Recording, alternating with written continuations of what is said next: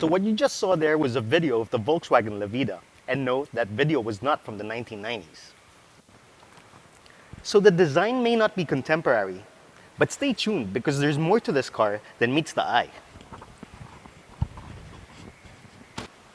At the front, you get halogen lamps, fog lamps, and a conventional grille. Simple, understated, some may even say dull or boring. There are many words to describe this, but polarizing definitely isn't one of them, because this isn't a love it or hate it affair. You'll see that the conservative design language is carried over to the side of the car. The only thing I find rather odd is this long door at the back. It just doesn't look well proportioned with the rest of the car. But let's see if that pays dividends with interior space later on. And besides, who am I to talk about proportions? At the back, you'll see it's the same story, conventional and not offensive. When you pop open the trunk, you'll see that there's 478 liters of trunk space, which is more than enough for your groceries, golf clubs, and perhaps even subwoofers. And in case that isn't enough, the rear seats fold flat, which also come in handy if your wife kicks you out of the house. So sitting here at the back, you can already tell that the rear stretch door paid off in terms of legroom. I mean, look at all this space. The seats are also quite comfortable and well bolstered, although you do sit a little upright. Now, aside from the individual headrests, these seat pockets, and this armrest with 2 cup holders, there's not much else to talk about here. At the front, the only indication that you're in a modern car would be the push start button and automatic climate controls. Otherwise, everything else is pretty much old school, and that's not such a bad thing, because personally, I don't mind the mechanical park brake or the analog gauges. And I know that tooth-in radios are a thing of the past, but at least this has Bluetooth connectivity. And if you really can't stand it, you can always upgrade to the dealer option Blow-Punk infotainment system. So this may not be the most modern interior, in the absence of all the bells and whistles, but you do get a flat bottom steering wheel and a sunroof. So what more can you ask for? Now it's time to see what powers that baby. So under the hood lies a 1.4 liter TSI gasoline engine, and this has Blue Motion technology, which is designed to make it fuel efficient. And that it does, because in hellish traffic, you can get 8 to 10 kilometers per liter. And when you stretch its legs, you can get up to 24 kilometers per liter. Now that's very impressive.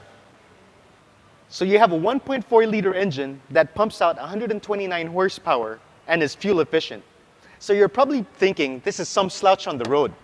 Well, there's really only one way to find out.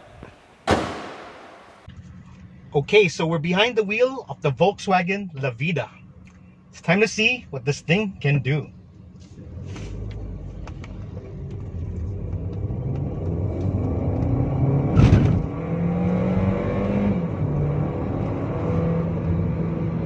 Wow! This thing is insanely fast. So this car proves my point that horsepower really isn't everything. Because when you look at it on paper, 129 horsepower really doesn't sound like much. But when you get behind the wheel of this thing and you floor it, you'll be in for the shock of your life. This thing hauls. And I think that's largely attributed to the 7-speed DSG transmission. Because if it's good enough for Lamborghini, then it's good enough for me. And it does a superb job in unleashing the fury of that 1.4 liter turbo engine. Even when you're not selecting the gears yourself, the transmission is programmed to hold revs. And it does a really good job in doing that. Unlike other transmissions that has a sport mode and then shifts at 5,000 RPM, that just kills the fun.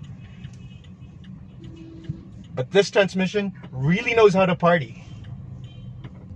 But I know that driving a compact car isn't always about straight line speed, although it's really good to have.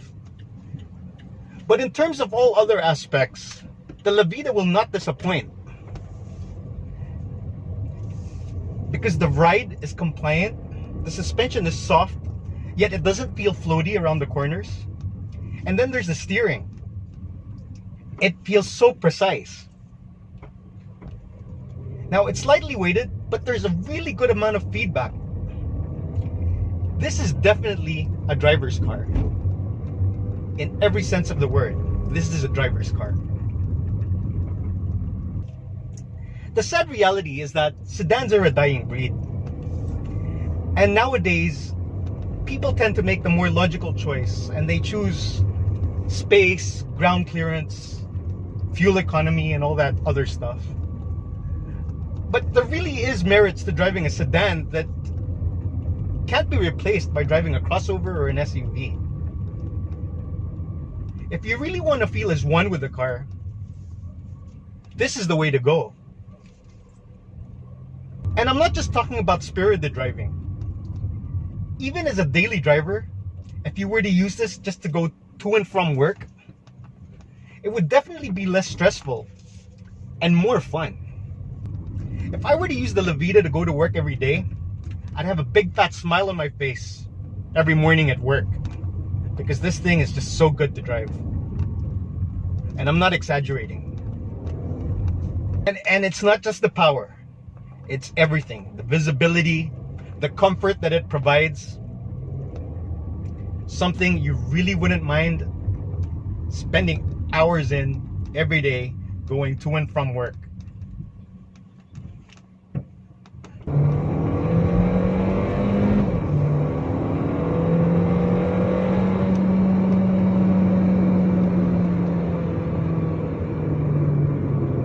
Even the sound of the engine is good.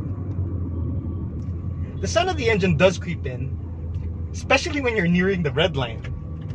But it doesn't scream, "I can't take it anymore, I can't take it anymore." It actually says, "I want more, give me more." And I am happy to oblige.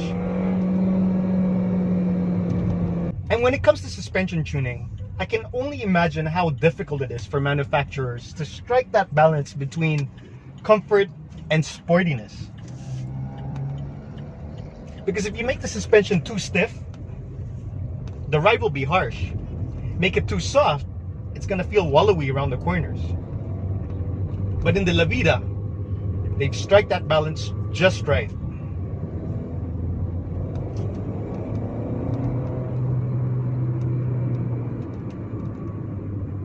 And to be honest with you, my expectations were already pretty high before the test drive, because a good friend of mine reviewed this just a few weeks ago, and he already told me that, wow, the power is amazing. And I was like, okay, I bet it is. And yet I was still surprised. Because it's not just the pulling power, it's also the power delivery. The fact that it doesn't taper off as you get higher in the revs, it just keeps going and going and going. And if you're a spirited driver, that's exactly how you want it. Now, there may be diesel offerings out there that have the same amount of pulling power and probably even offer more torque. But the disadvantage to a diesel engine is that it has very short gears, so it'll keep shifting as you accelerate.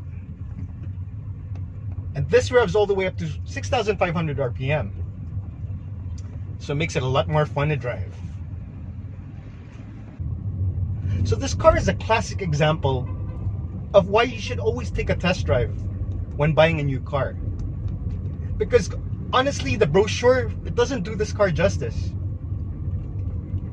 And if you were to go to the showroom and take a look at this thing, it might not seal the deal for you. But once you get behind the wheel, this car will sell itself. So the Lavida's conservative styling and lack of interior appointments may not be enough to compel you to put this on your shortlist. But if you value good driving dynamics, then take this thing out for a test drive. Don't take my word for it. Head on over to Volkswagen Quezon Avenue and see it firsthand. Just be ready to sign the paperwork.